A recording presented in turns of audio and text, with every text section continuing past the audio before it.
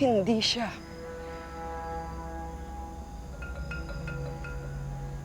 Sino po? May ibang taong gustong sumira sa pamilya ninyo.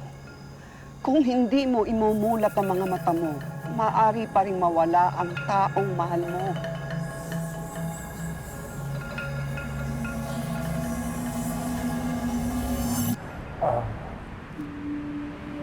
Bak, bakit mo ginawa yun? Ang OA naman ito, natuwa lang ako sa'yo eh. Yeah, pero sana hindi mo na ako hinalikan. Halik lang, ganyan ka na makareact. Yeah, ano kung may nakakita sa atin? Grabe ka naman. Kasi pa walang nangyari sa atin dati. Bakit po may ibang gustong pumatay sa asawa ko? Wala akong atraso si Bernard sa ibang tao. Walang mamamatay. Nay, hindi ko kayo maintindihan. Kung mawawala yung asawa ko, ako ba? Uulit ba yung time loop sa akin?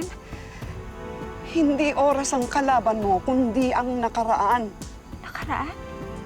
Ang nangyari noon, ang mauungkat ngayon, na siyang magiging kahinaan at kasiraan ng taong malapit sa'yo.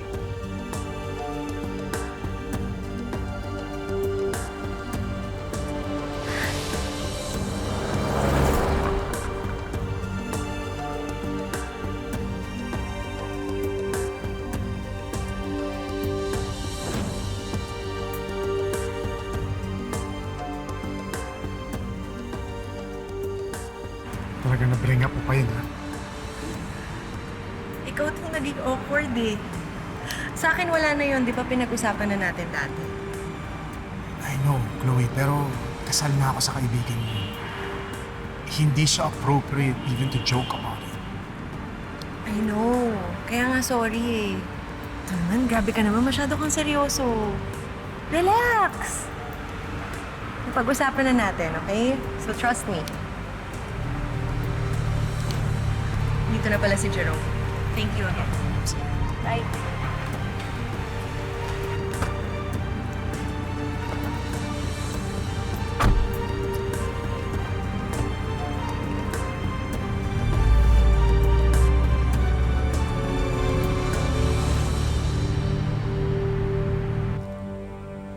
May ibang taong gustong sumira sa pamilya ninyo. Kung hindi mo imumulat ang mga mata mo, maaari pa rin mawala ang taong mahal mo. Hey, love. Oh, Love, okay ka lang?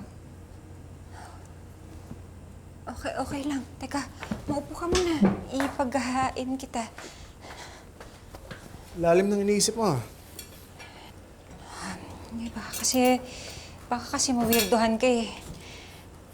Naalala mo ba yung lola na nakilala natin sa Mount Canlaon? Naalala mo pa ba siya? Oh, nandito ba siya? Nakita ko kasi siya kanina eh. Sinabihan niya ako na pwede ka raw mawala sa akin.